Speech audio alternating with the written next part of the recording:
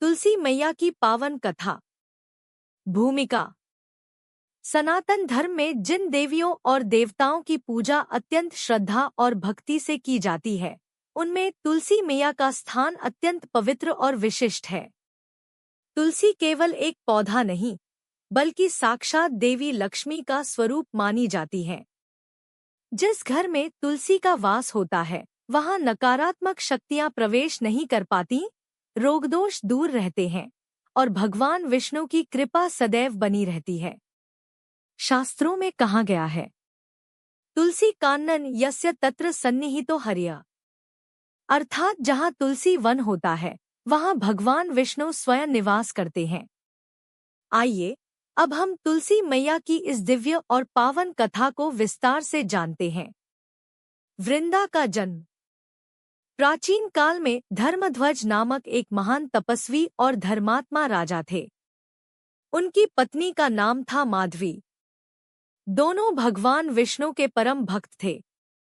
वर्षों की तपस्या के पश्चात उनके घर एक कन्या का जन्म हुआ। उसका नाम रखा गया वृंदा। वृंदा बचपन से ही अत्यंत संस्कारी, पवित्र और धार्मिक प्रवृत्ति की थी। वह प्रतिदिन भगवान विष्णु का ध्यान करती, व्रत उपवास रखती और अपने पति के लिए अखंड पतिव्रता रहने का संकल्प लेती। वृंदा और जलंधर। समय आने पर वृंदा का विवाह जलंधर नामक पराक्रमी असुर से हुआ। जलंधर समुद्र मंथन से उत्पन्न हुआ था और अत्यंत शक्तिशाली था। उसकी अपार शक्ति का रहस्य यही था कि उसकी पत्नी वृंदा सच्ची पतिव्रता थी।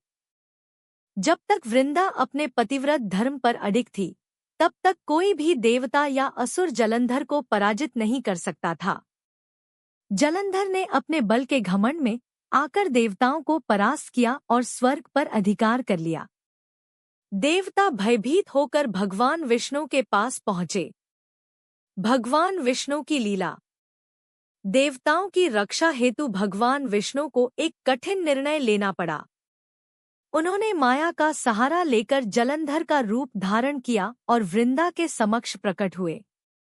वृंदा ने उन्हें अपना पति समझ लिया और इस प्रकार अनजाने में उसका पतिव्रत भंग हो गया। इसी क्षण जलंधर युद्ध में मारा गया। जब वृंदा को यह ज्ञात हुआ कि यह छल भगवान विष्णु ने किया है, तो वह अत्यंत दुखी और क्रोधित हुई। वृंदा का शाप। अपने अपार दुख में वृंदा ने भगवान विष्णु को शाप दिया, जिस प्रकार आपने मुझे छल से पतिव्रत से गिराया है, उसी प्रकार आप भी पत्थर के समान हो जाए। भगवान विष्णु ने उस शाप को सहर्ष स्वीकार किया और शालिग्राम के रूप में पृथ्वी पर प्रतिष्ठित हुए। भगवान ने वृंदा को वरदान दिया कि वह तुलसी के रूप में पृथ्वी पर विराजमान होंगी और मेरी पूजा आपके बिना अधूरी मानी जाएगी। वृंदा से तुलसी मैया। वृंदा ने अग्नि में प्रवेश कर अपने प्राण त्याग दिए और उसकी भस्म से एक पवित्र पौधा उत्पन्न हुआ, वही तुलसी। तभी से वृंदा तुलसी मैया के नाम से पूजित हुई। तुलसी विवाह की कथा। कार्तिक मास की शुक्ल पक्ष की एकादशी को तुलसी विवाह मनाया जाता है।